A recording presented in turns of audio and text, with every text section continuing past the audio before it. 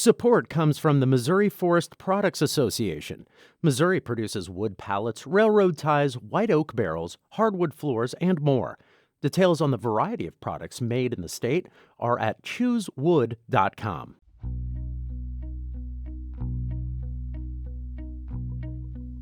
We hope you enjoy listening to this podcast of St. Louis on the Air, brought to you by University College at Washington University, with undergraduate and graduate programs part-time, evening, and online. University College at Washington University, offering world-class education within reach. Welcome to St. Louis on the Air. I'm Don Marsh. Missouri education officials have released the annual report card on how our schools are doing. Our education reporter, Ryan Delaney, has been on top of this. He has posted details on our website at stlpublicradio.org and is with us now for some of the details.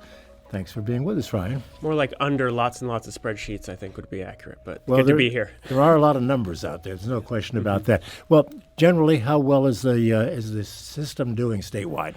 Well, I think the big takeaway is there's two pretty contradicting headlines here. One, on the school report cards, the number that the state education department gives to school districts that is supposed to encapsulate their overall performance.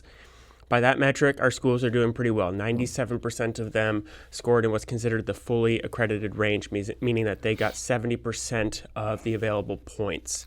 But on the other end of that, the other headline is that test scores are pretty terrible. Fewer than half of students in Missouri public schools passed their math and English tests last year. That is very discouraging, needless to say. It is. There's a lot of caveats to that. There's been a lot of change in the testing, 4 different tests in 5 years. Last year's test is finally a state-designed test that aligns with state-designed standards. Education officials say that test is much more rigorous, and what's kind of known as the cut scores, the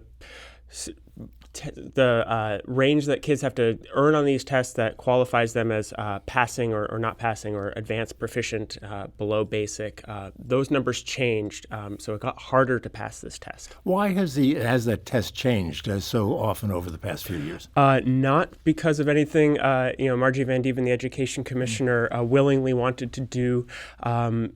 Flash forward 5 or 6 years ago, Missouri adopted Common Core standards, which was an attempt across the country to sort of unify learning standards, but there was a huge blowback to that system by conservative lawmakers and a lot of parents. So the legislature told Missouri's education department to drop Common Core and design its own standards. Unfortunately, these things can't happen overnight. It requires a lot of work to come up with those new learning standards and then to design a test that matches those standards, and then these things have to be phased in. Yeah, and with different tests, I would think year to year, it's really hard. You don't have a real baseline. It's different year to year. You don't, and that is incredibly frustrating to both teachers and school administrators. Like I said, it's really easy to look at these numbers and say, wow, our kids are not doing very well, but or doing worse than they did last year, but that's not entirely a fair comparison, just that the test went down because there's next year we'll actually be able to compare apples to apples. Right now we're comparing apples to something that's not even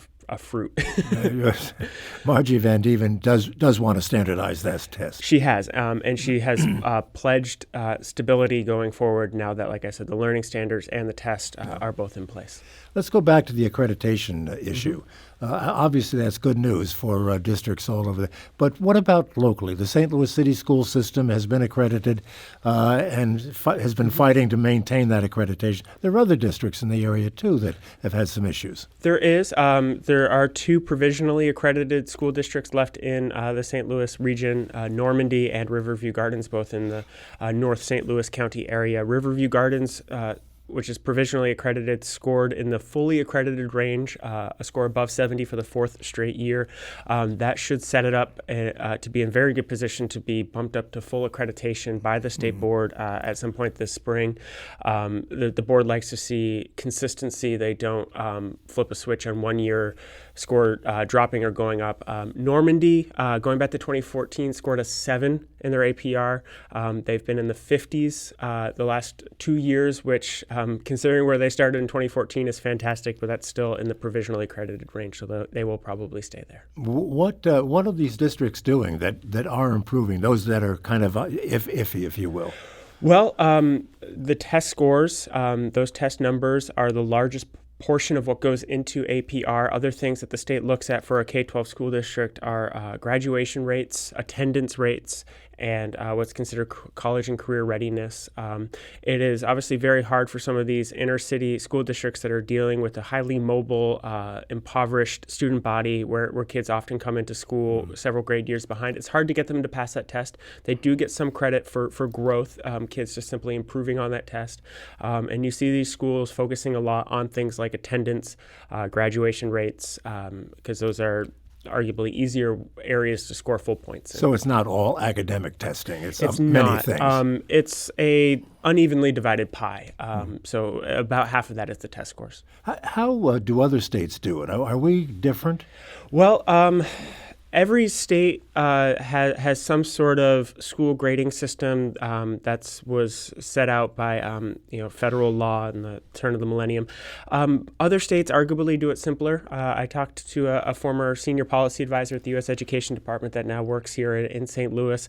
Other states give schools a number of stars, 1 to 5 stars, or a letter grade. I think the hard thing is what parents see is that number above 70 or, that they're in the fully accredited range, but there's 100 pages of math that go into coming up with that score, and it's 70% of available points. And in years when tests need to be phased in or thrown out because there's errors, that benchmark lowers. So this year, schools had to get 70 points out of available 120 points, when usually last year was out of 140 points. So, some school districts did 10, 20-point jumps on their APR, but arguably they didn't have to get as far.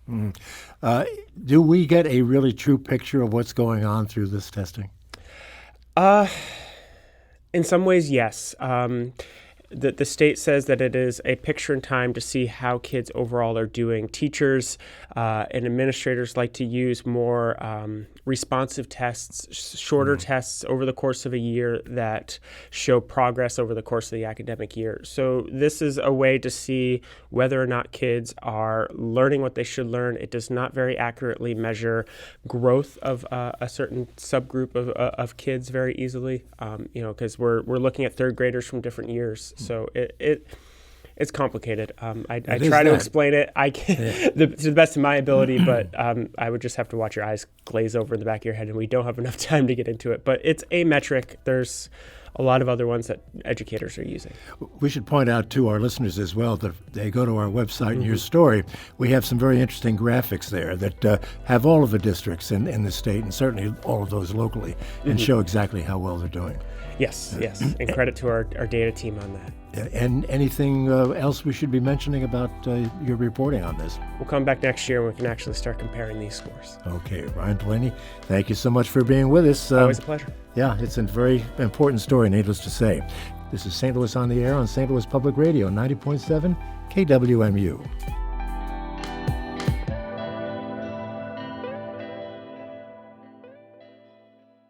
Support comes from the Missouri Forest Products Association, committed to conservation and careful management of the state's forests to make them more resilient and better habitats for wildlife.